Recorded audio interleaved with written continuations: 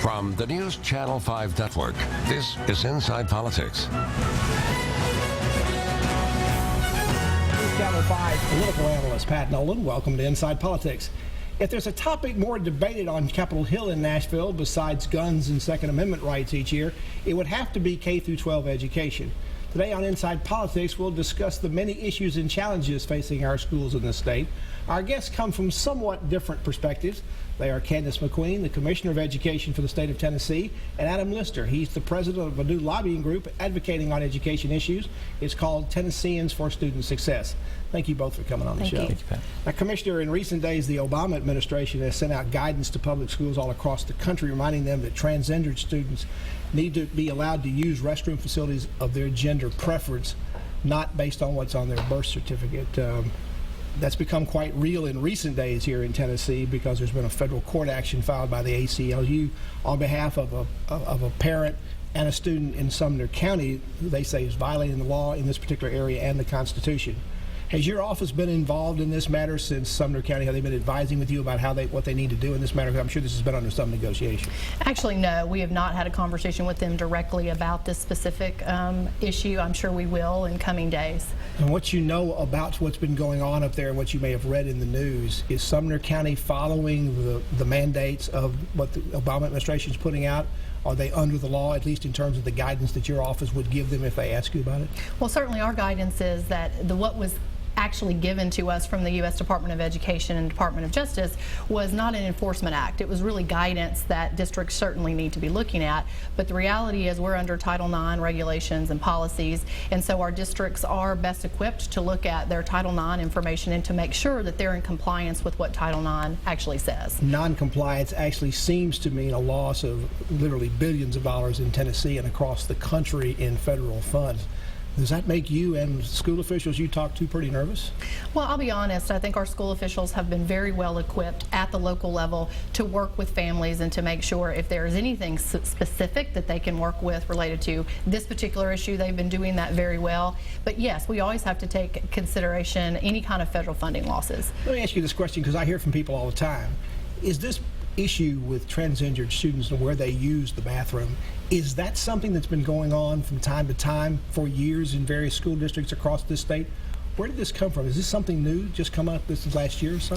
Well, I'll be honest, I've been in districts across the state this year. As you know, I've been on a 10,000 teacher tour, and in those conversations, I get an opportunity to talk to districts, talk to superintendents, and this particular issue has not come up on that 15-month tour. So it's certainly been something that's been in the news, obviously, much more recently. And the people who are working in the education department for years, they've not necessarily dealt with this much when they... Correct. Adam, so let me ask you, from your organization's point of view, this bathroom issue, if you will, is it an important one in your organization's mind for student success, or is it more of a distraction?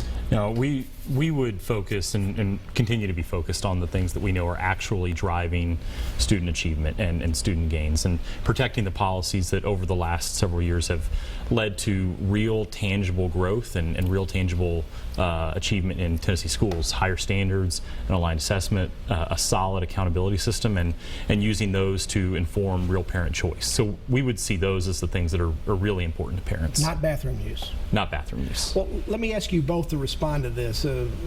There's been increasingly, it seems, our schools in a number of different issues, and bathrooms is one of them, have been caught in the middle of the ground zero of these culture wars that keep raging across the country.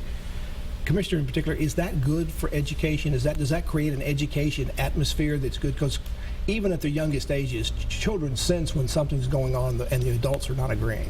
Well, I appreciate the question. I think we've had phenomenal leadership in our schools and districts across Tennessee to really deal with these issues, again, at the local level and try to protect instructional time, protect our students from things that are in the news that actually do at times impact them and skew what the focus should be inside our classrooms. It is distracting, and it can take away from the instructional process, the learning process that happens in our schools, and we've got to stay focused on the right things, which are high standards and moving more of our students to be able to read and more of our students going on to post-secondary. Mr. Lister, I know your organization's talking a lot about keeping Tennessee to be sort of the fastest rising in terms of test scores and other things in the country. Is being distracted on this issue going to be a problem to keep Tennessee moving forward in education? No, we have faith in Tennessee's teachers and the folks that are in and around the school system, and certainly the department and the work that they're doing. I think what's important is the gains that we've seen in the last 4 or 5 years are really important and valuable, and we need to celebrate them. What's important is that we need to continue to stay focused on them and protect them for years to come. So I'm not concerned. I have absolute faith in the teachers that are around this state that they'll continue to do great things for our kids.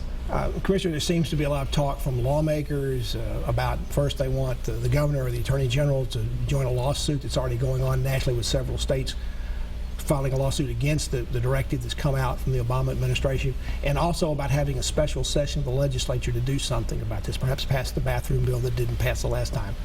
Do you agree with your boss, Governor Haslam, that neither one of those things is necessarily something that we ought to be doing right now? We don't need a special session. We don't need to get into lawsuits. Absolutely. I think what we're doing right now is working again with our local districts as they're making decisions and complying with what they know is acceptable, one, under the law, and two, working directly with our families to ensure that we're doing the very best thing possible for every student that's inside our schools. And we have complete faith that our schools are working to work with our families every day. We're talking to Commissioner Candace McQueen, who's the Education Commissioner for the state of Tennessee. I'm with Adam Lister. He's the president of Tennesseans for Student Success.